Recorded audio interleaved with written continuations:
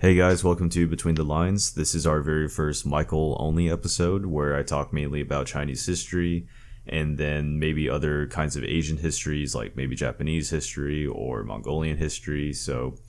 Tyler handles a lot of the Western stuff. He also probably handles a lot more of the ancient stuff, but I tend to lean modern in my sort of historiography. I tend to lean modern and then I also lean Asian. So let's get started. There are three main things I wanted to talk about today, and that is, again, I'm asking, what is history? How can we define history? What are the different approaches? So that's something I want to constantly define and redefine. As we've seen in episode 1, not all historians get along and not all historians agree about what history really is. So for the second topic, I want to give maybe like a brief introduction to modern Chinese history, maybe just hitting the high points, and then also asking, well, what do we consider modern? You obviously had to have some kind of definition of modern if you are going to call your type of history modern history, and in this case, modern Chinese history. And for my last topic, I wanted to also just briefly talk about the impact of the Opium Wars, kind of piggyback on the modern history topic. I want to talk about the Opium Wars, and then in particular how these wars and then subsequent wars might be affecting the modern PRC as we know it. You read about the news about the relationship between China and Taiwan, but then even China and Japan, or China and South Korea, or China and Vietnam, and these kinds of countries, Japan, even the Philippines, Taiwan, and Vietnam, these kinds of countries are sort of reacting to what they perceive as Chinese aggression in the area. And it might very well be that this is Chinese aggression, but that's a question for later. So for our first topic, what is history? I have a book with me. It's called How to Study History by Norman Cantor and Richard Schneider. The one I have was published in 1967. And so How to Study History is sort of a text. I believe it's a classical text about literally how to study history, but also what is history, what it isn't, the different schools of thought. And this is actually a textbook that was assigned to me. It's not so much a textbook, but it's maybe sort of an introductory textbook into the history profession. This was assigned to me in my historical inquiry class that I had with Dr. Michael Wilson. And to this day, he's sort of like a mentor to me in the history profession. And it's about, let's say, 250 pages worth of content in here. And I do recommend it if you're ever going into the history profession, or I recommend possibly finding a PDF copy. It's old enough that there's probably a PDF copy. If again, just to kind of glean some insights on the history profession, what history is, what history isn't, so forth. I probably say that a lot. And a matter of fact, actually through the assignments, when he was assigning chapters from this book, Dr. Wilson didn't assign every single chapter. It was just really certain points, just kind of hitting the highlights. So in your case, you probably don't need to really read the whole book. And it's probably a fairly cheap book since it's 40, 50 years old. So I have chapter 2 open, called A Matter of Definition, and I just want to read that first paragraph and then kind of think about, again, our episode 1. Tyler and I were talking about what history is, what history isn't, what's our definition of history. So if you, by this point, you might have a definition of history. So let's kind of read this paragraph and see what Cantor and Schneider think. So it begins off, if a student were to travel around the country and attend the lectures of 40 or 50 most eminent historians in American universities, he would discover that these scholars do not define the nature of their subject in precisely the same way. From these lectures, it would be possible to extrapolate 3 closely related but nevertheless distinct definitions. Number 1, history is the study of what men have done and said and thought in the past. Number 2, history is biography, that is, a work of creative imagination in which the author attempts to recreate the life and thoughts of particular men who lived in a certain time. Number 3, history is the study of man in his social aspects, both past and present. Now, the chapter continues on. I mean, the chapter is at least, let's say, about 6 or 7 and maybe about 5 pages. So it's kind of a short chapter, but think about those definitions. Think about those definitions. Rewind the podcast, rewind the episode, and just listen to that again and see what you think history is, and see how this differs from Tyler and I's definition. Remember, my definition is history is an argument and interpretation about the past using primary and secondary sources. If not primary and secondary sources, then primary and often secondary sources. And so that is my sort of technical definition. But you can see how there is no mention of argumentation or interpretation in these definitions. They're sort of inferred. That's like a skill. But I kind of want to bring that up just to again get you guys thinking about what really is history, how is it made, and things like that. And so that's kind of like a strain that I'm always telling people, because we're not even talking about like public history or social history or cultural history, digital history. There are different branches, and they all serve a different purpose, and they all have different perspectives. And so I'm just trying to broaden what our perspectives, what our definitions of history really is. So speaking of broad, though, you can look at these definitions and look at which one is the most broad in its definition, which one is the most specific. I do want to read maybe just one more sentence from this chapter, and it says, when our inquiring student becomes aware of the markedly different schools of historical thought, of the varying interests and attitudes among historians, he will see that the only universally acceptable definition of history has to be that history is what the historian does. It's a very general, it's a very universal definition, but that's what Cantor and Schneider give us in chapter 2 of this book. So with that being said, though, enough of this talk about what is history. Let's get into modern Chinese history. So first off, if you're going to say modern Chinese history, you obviously have to have some definition of modern. You have to just know what modern is. You also have this notion of primitive then. If you think something is modern, then you obviously have this kind of change of time, like something is primitive, something is perhaps progressing towards this modern era. The question is, does a society regress as much as it progresses, or is it just all progress? These are questions to think about whenever we say like modern Chinese history. In effect, what we're doing is periodizing. We are periodizing the sort of sections of history, which is literally what periodization means. To section parts of history into a period, a period of time. So when we say modern Chinese history, we're probably talking about something towards the end of this history, the end, maybe the past 100 years of Chinese history, maybe the past 200 years. That brings me to say that some historians might start modern Chinese history as early as the Tang Dynasty. However, I've seen some historians start modern Chinese history right at the PRC, right at the establishment of the People's Republic of China. And so for me, I actually start modern Chinese history towards like the late Ming, early Qing. So this is sort of like the 1600s, maybe the 1700s. And then that's usually where I kind of start my definition of modern Chinese history. You also have to think about like, well, if we're talking about modern Chinese history, what are the characteristics of history that what are the characteristics of modern China that we see? And then how do we see those beginnings? When we talk about modern, we're talking about, well, these are the characteristics that we see to this day. What are the beginnings of those characteristics? Whether it be like a strong economy or sort of like a strong military or culture, or religion, if we have these attributes of culture, society right now, when did those attributes begin in the past? So I know it's sort of like, it seems maybe a philosophical approach to an introduction to modern Chinese history, but it really is important to note that our definition of modern, it obviously we make assumptions when we say modern. We make assumptions that something is primitive, and we kind of think that modern is like it is today, it is now, it might even be the best thing ever. And so also when we say modern, I want to ask, like, from what perspective? When we say modern, are we saying like the Western perspective of modern, like the characteristics of Western society?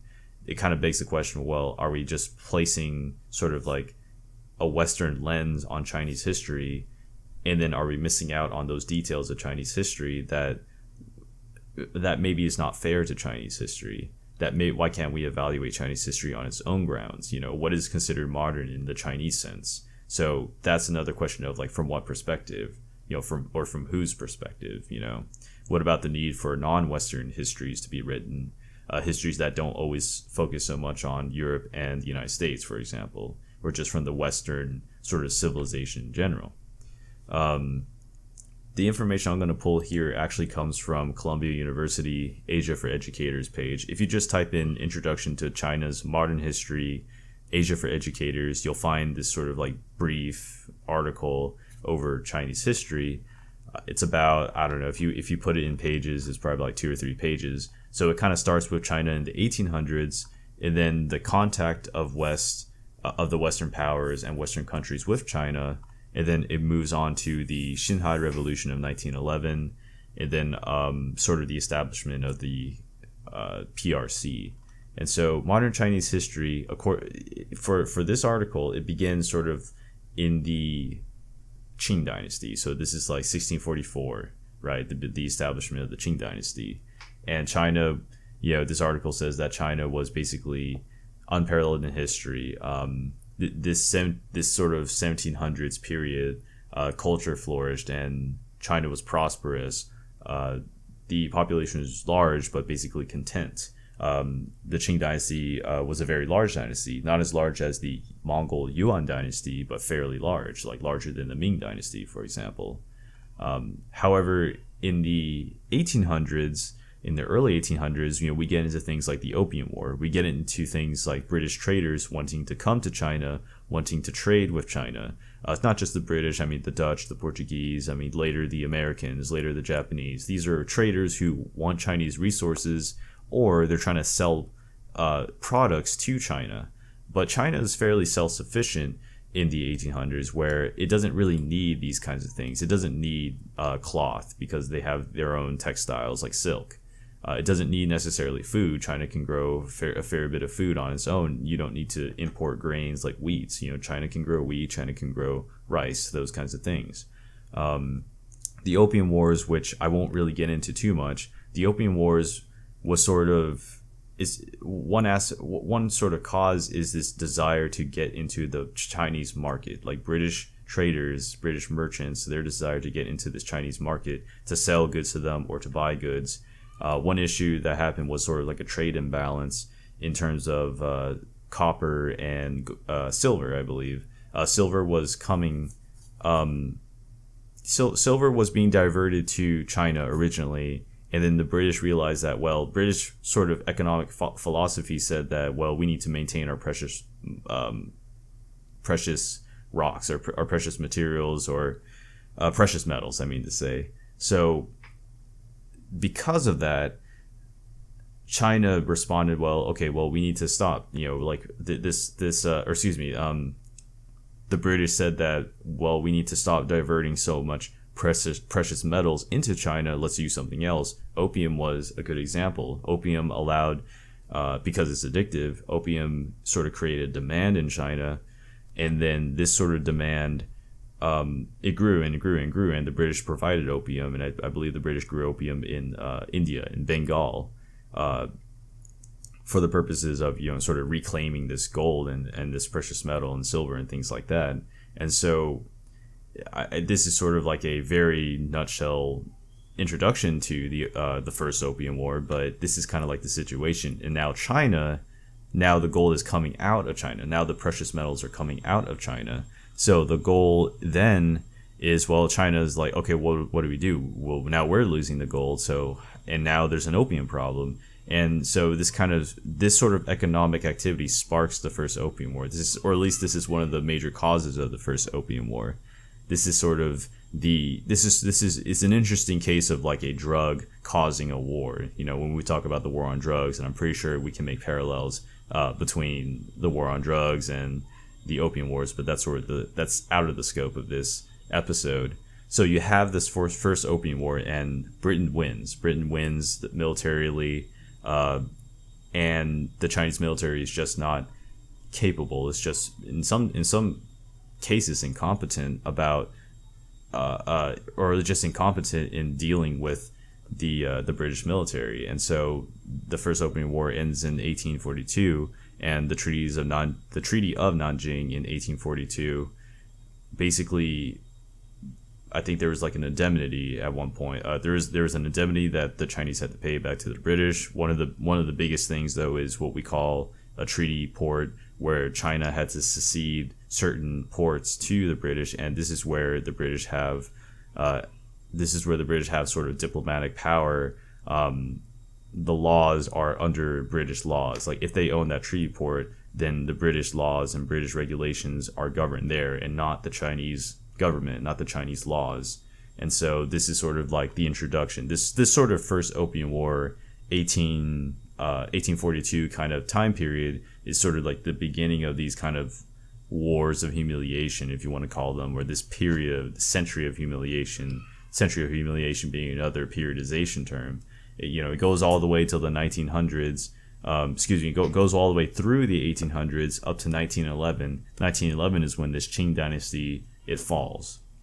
The Qing dynasty falls, led by Sun Yat-sen, but I believe the historical argument or the prevailing historical theory is that actually the dynasty was already beginning to fall. Like it wasn't really a function of Sun Yat-sen overthrowing the dynasty. It was just more Sun Yat-sen really sped it up, and the dynasty was pretty much going to fall. Like given the status of China, given the economic issues, given the spheres of influence, given the rebellions and things like this, those kinds of things were actually speeding up the fall of the dynasty more so than Sun Yat-sen. So Sun Yat-sen isn't this sort of like end all be all, like this dynasty destroyer, for example.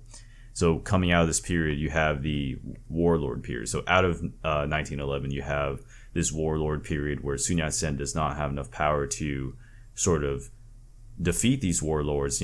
China gets divided into different warlords, different areas, and Sun Yat-sen does not have the power to defeat all these warlords, and it doesn't happen until his successor, Chiang Kai-shek, in the Northern Expedition, unifying China for a brief time in 1928.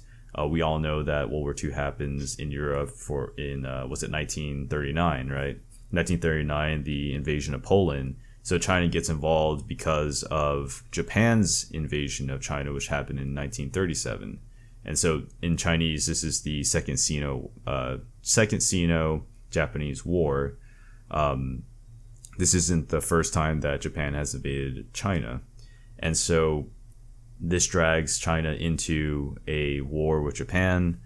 China is on the Allied side, along with China's on the Allied side, which obviously includes the United States, Britain, France, those kinds of countries. And we do know that the Allies win in World War II. Now, coming out of World War II, though, is the issue of the Communist Party and the Nationalist Party. And I'm kind of just going really fast here. There's really not enough time to get into the depth of each sort of activity or each sort of war. So the Communists sort of came into being in the 1920s during this warlord period. Some Chinese believe that actually we should promote revolution through Marxist principles, according to the article. And after World War II, the Nationalists and the Communists, they were rival parties. They resumed their civil war, and actually, as we know, the Communists do win out in the end, and the People's Republic of China formally starts in 1949. October the 1st, 1949 is when the People's Republic of China is proclaimed by Mao Zedong, while the nationalist government moves and evacuates to Taiwan, where they continue the title Republic of China, and both governments claim to be the quote-unquote the correct China or the true China. This is a huge topic, and I'm pretty sure someone's going to tell me that I'm wrong. Someone's going to fight for one side or the other, and I welcome any constructive criticism or any good intellectual arguments, but this is sort of the way, this is what I know, and this is what I'm reporting to you guys. This is sort of like a brief modern Chinese history introduction, and I don't really go beyond 1949. I don't really go beyond that because that's just too much information, and not that it's unimportant, but just for the length of this podcast, trying to aim for 20, 30 minutes. And so the last topic I wanted to talk about then, like now that you know a little bit about modern Chinese history, is really the Opium Wars. I mentioned that this sort of Opium Wars, this kind of time period in the 1800s, is considered the century of humiliation. I think this goes from like 1842 to 1942 or something, about a year or about 100 years, obviously. This is considered the century of humiliation for China, where China economically wasn't doing so well, politically, diplomatically. These categories, they weren't doing so well. And in other words, being humiliated, considering their past history, like with the Tang Dynasty or the Han Dynasty, the Song Dynasty, these sort of dynasties where there was cultural flourishing, there was economic prosperity, there was peace. Those kinds of things that happened in the past, those characteristics of past Chinese history, that was not really present during the century of humiliation. And in some cases, some people would say that, well, China regressed during the Qing Dynasty. China regressed. I'm not really so strong about that argument, but there could be an argument for that. And the Opium Wars, what I wanted to bring up in particular is, if we look at the actions of the modern PRC, if we look at their actions, if we look at what they've done, what China's sort of strong arming its way in the Pacific or things like that, or reclaiming certain territories or islands, building up its army, building up its navy. And by China, I mean the PRC. I don't mean the ROC in Taiwan. I mean the mainland China PRC. The PRC is doing these actions, and people are motivated obviously by power or wealth or things like that. Sometimes humiliation is a motivating factor. If you've been humiliated in the past, you want to stand up to yourself. You want to stand up to the world now. You don't want to be humiliated. And this, I think, is China's position. This is sort of the PRC's position in the modern day. Given the century of humiliation, given the Opium Wars, given all this humiliation in the past, and given sort of China's dominance in the past, like I said, the Tang Dynasty or the Song Dynasty or the Han Dynasty, given all these attributes and all these sort of, these golden ages, you can see how it's not surprising to see this aggression, if you like to call it aggression, or this rearmament of the PRC. And so this is an example of applying history to kind of make sense of the present. You understand the past to try to you understand the past to understand the context of the present. Things happen in the past; they don't just simply go away. The Opium Wars, it happened and people died, and it was humiliating. Now, to the British, probably not. To them, it probably wasn't embarrassing at all. Now, it might be embarrassing in this modern sense, given such a war happened and this relationship between the two countries. It might be a little bit embarrassing on the British side, but for the Chinese side, they were absolutely humiliated. I don't know anyone else who would argue against that. And it just goes to show that these past events just don't go away easily. Even if it's 100 years ago or 150 years or 200 years ago, these kinds of things, these kinds of actions that happened in the past, they hurt and it leaves a scar. And it goes to show that people still read their history and people still know their history. Now, do they read it well, and do they know everything about their history, and do they sometimes propagandize their history? Sure, it happens. Not everyone's perfect, and people have an intention with history. They don't always present things that are fairly, or they don't present all perspectives. They might have an agenda. All historians do have an agenda. I'm hesitant to say that those histories are biased, because I strongly believe that everyone's biased, so I don't think saying that your bias is really a valid sentence. What I'm trying to say is that given the actions of the PRC today and seeing how, looking at their past history, looking at China's past history, it's not that surprising. And again, this is just one of those applications of history that, well, if you understood what happened in the past, you really have a better idea of what's happening now. And so those three topics are really what I just wanted to bring up today. We can always go deeper, but I just want to sort of let you guys know about, this is what history is. this is sort of like or what isn't history. I wanted to tell you guys a little bit about modern Chinese history, and then also the impact of the Opium Wars. And so just kind of keeping it short and brief. So thank you guys for tuning in, and I'll see you guys in the next episode.